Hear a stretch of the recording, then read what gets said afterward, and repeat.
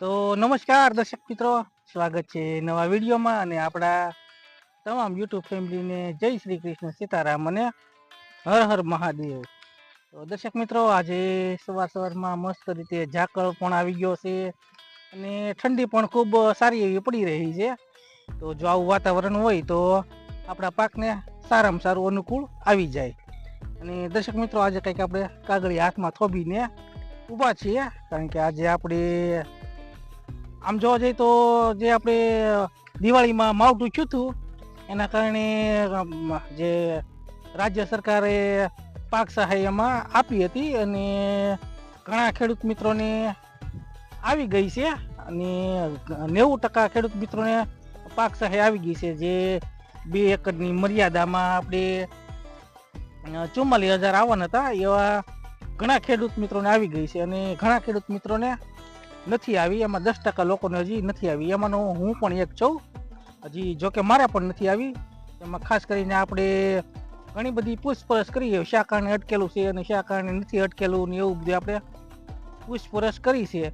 જોકે 2024ની જે પાક સહાય હતી એ તો આપણે આવી ગઈ હતી, એટલે આપણે કાંઈ બેંક કે આપણે કાંઈ એવી કાર્યવાહી કરવા ગયા નથી. પરંતુ જો હજી સુધી ન આવી હોય તો આપણે આપણા વીસી અથવા ગ્રામ સેવક કે એને અવશ્ય પૂછપરછ કરવી જોઈએ, જેથી કરીને ક્યાં આપણું અટકેલું છે અને ક્યાં આપણું શું છે બધું એમાં જાણવા મળે. તો આપણે પણ પૂછપરછ કરી છે અને જાણવા મળ્યું છે કે આપણે જે બેંક સાથે આપણું આધાર કાર્ડ જોડવું જોઈએ. આપણે જોકે જોડેલું તો છે જ તે. આપણે જે 2024ની જે પાક સહાયનું આપણે ફોર્મ ભર્યું હોય એમાં તો જલ્દીથી આવી ગયા હતા, પરંતુ આપણે જે 2025-26ની જે પાક સહાય નુકસાની છે એ હજી સુધી આપણે આવી નથી. ને આપણે ઘણા ખેડૂત મિત્રોએ પણ કીધું છે, ઘણા વીસીયા આપણે જો કે આપણા ગામના વીસીયા હજી જે અમર તરેડી ગામ છે એમાં હજી ઘણા ખરા બાકી છે, 30-35 જણા બાકી છે અને એને પણ હજી નથી આવી. તો આપણે વીસીને પણ પૂછ્યું છે અને ગ્રામ સેવકને પણ પૂછ્યું છે. જોકે એને તો હજી કીધું છે કે હજી અમુક ટકા જે લોકો બાકી જ છે, રહેતા ધીમે ધીમે આવે છે. પણ તો આજે આપણે આપણી રીતે ફાઇનલી ડિસિઝન લીધું છે કે અમુક ખેડૂત મિત્રોએ જે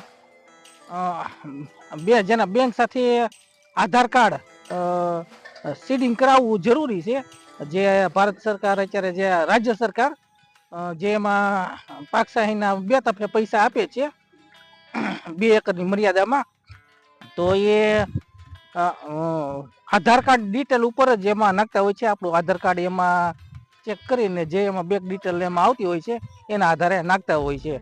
આપણે બેંકમાં જે જવું છે અને આપણું જે આ 2-3 ઝેરોક્ષ આપણે સાથે લઈ લેવું. એક છે બેંક પાસબુકની ઝેરોક્ષ અને એક છે આ પાન કાર્ડની ઝેરોક્ષ અને ત્યાર પછી એક છે આપણે આધાર કાર્ડની ઝેરોક્ષ. ખાસ કરીને આધાર કાર્ડ બેંક સાથે લિંક હોવું ખૂબ જરૂરી છે, એના હિસાબે જ આપણે જે કંઈ પાક સહાયના આવે છે એ એમાં આવશે. જે બે આધાર કાર્ડના ડિટેલના પ્રમાણે જ આવશે.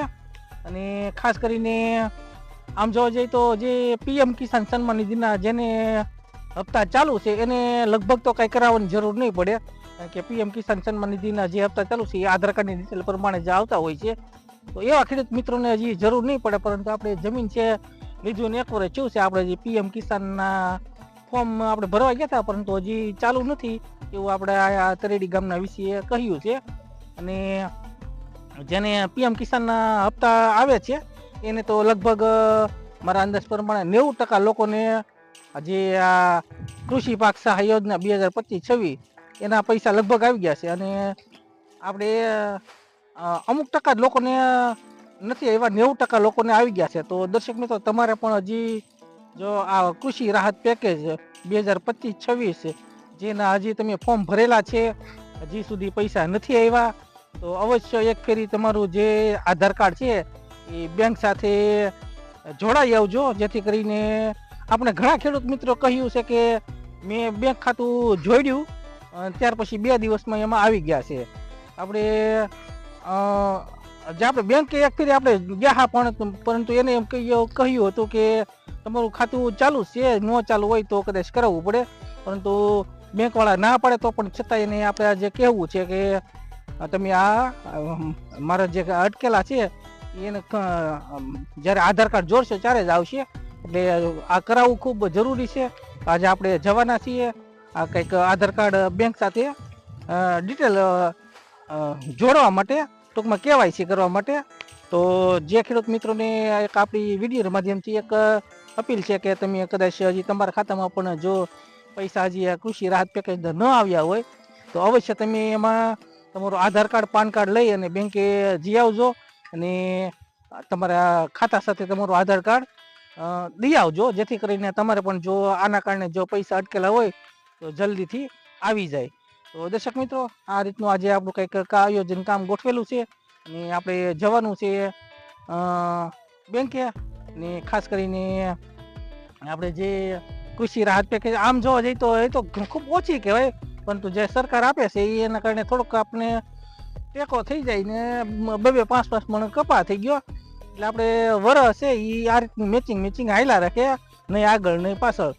તો આમ જોઈએ તો 3510 રૂપિયા 20 રૂપિયા જે કાંઈ એકર દીઠ આપે છે એના કારણે આપણે થોડોક જે આપણો ખર્ચા છે એ ઊભા થતા હોય છે, પરંતુ એ પણ જો જલ્દીથી તાત્કાલિક આવી જાય તો સારું. હજી આપણા ખાતામાં આવ્યા નથી ને આપણે હવે આમાં બાજરીનું વાવેતર કરવું છે ને જે કપાસ છે એનો તો આપણે કપાસ વીણો તો એ તો આપણે બિલો ચૂકવવામાં હજી તો બિલું ચૂકવવાના બાકી છે, હજી એગ્રોવાળાના બાકી છે. હજી આપણે જે એક ફેરી કપા વેચો તો એના આપણે ટ્રેક્ટરવાળાને અને આપણું ઘઉંનું વાવેતર કર્યું એમાં આપણે રોકાઈ ગયા છે.